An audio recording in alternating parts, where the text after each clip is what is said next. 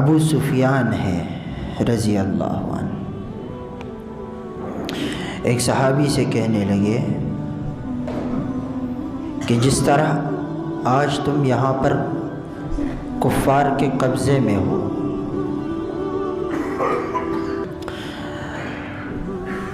اگر تمہاری جگہ محمد الرسول اللہ ہوتے اور آپ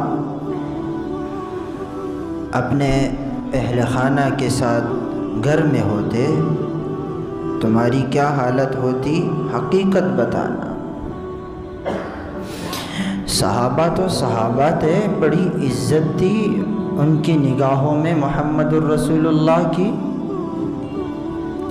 کہنے لگے میرے ماں باپ محمد الرسول اللہ کے نام پر بھی قربان۔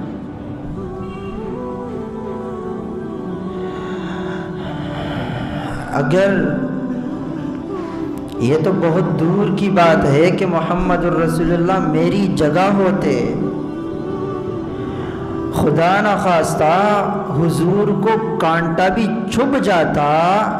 آرام سے کوئی بھی نہیں بیٹھتا، اس سے پہلے سب کے سر قلم کر دیتا۔ ابو سفیان رضی اللہ عنہ کہنے لگے بخدا اللہ کی قسم، میں نے اس دنیا میں کسی سے اتنی محبت کرتے ہوئے کسی کو نہیں دیکھا جتنی صحابہ کی محمد الرسول اللہ سے محبت تھی۔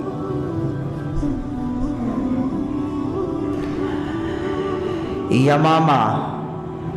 اہل یمامہ، سردار ثمامہ بن اسد جب ایمان لائے، آقا علیہ الصلوۃ والسلام سے کہنے لگے یا رسول اللہ، اس روئے زمین پر مجھے تمام چہروں میں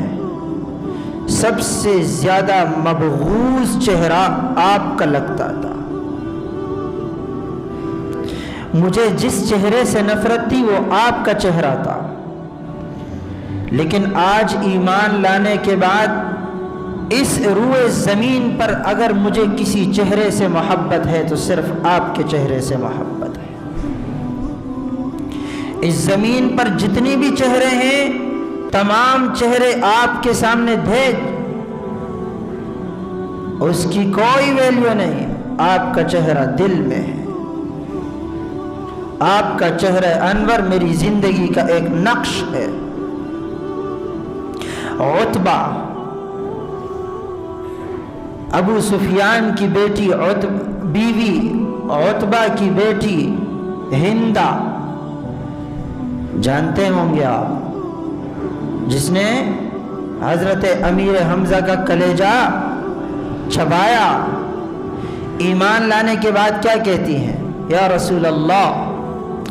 اس زمین پر تمام خیمے یعنی تمام گھروں میں